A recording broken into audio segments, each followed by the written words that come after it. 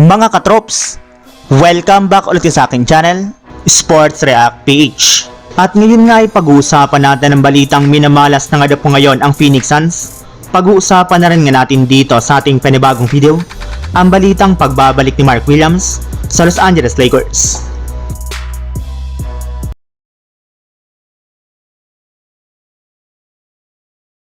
Papasok na nga po mga katrops ang Phoenix Suns sa All-Star break na merong record na 26 wins at 28 losses bilang ka-top 11 sa standings ng Western Conference.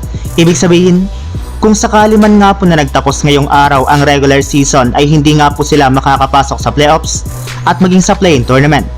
Mabuti na lang at meron para naman nga po silang natitirang 28 games para makabawi sila sa kanilang mga laban at makaangat silang muli sa standings.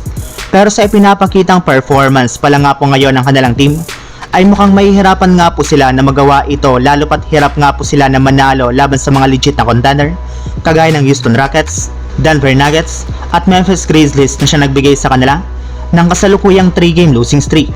Kaya may ilang mga analyst na nga po ang naniniwala na ang Phoenix Suns na nga po ang nabuong worst super team sa history ng NBA. Sa kabila nga po ng pagkakaroon nila ng tatlong superstar na merong malalaking hawak na kontrata at napakalaking bayad ay hirap na hirap pa rin nga po sila na makakuha ng panalo. Tuluyan na rin naman nga pong nasira ng injury ang kanilang chemistry kaya hindi na nga po nakapagtataka kung mabubuwag ang kanilang big three sa darating na offseason. Samantala, punta naman tayo sa ating sunod na pag-uusapan sa balitang pagbabalik ni Mark Williams sa Los Angeles Lakers. Lingid nga po sa inyong kalaman mga katrops. Matapos nga po na magreklamo ang Charlotte Hornets sa naudlot na trade sa pagitan ni Mark Williams at Dalton Knecht, ay kasalukuyan na nga po itong gumugulong at iniimbestiga ng NBA kung ipagpapatuloy pa rin nila ang kanilang ginawang trade.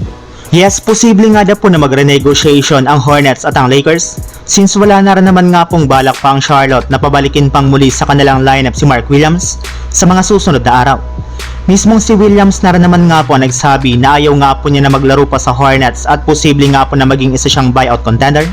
At kapag nangyari nga po iyan ay posible nga po na lumipat siya sa Los Angeles Lakers.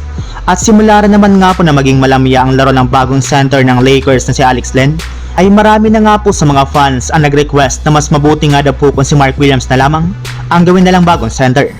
Kumpara nga po kay Alex Len, bagamat man nga po hindi ganon kagandahan ang pangangatawan ni Mark Williams, ay napakasipag rin naman nga po ito sa loob ng court at meron pa siyang galaw sa ilalim ng basket na mas mapapakinabangan ng Lakers sa kanilang mga laro ngayong season.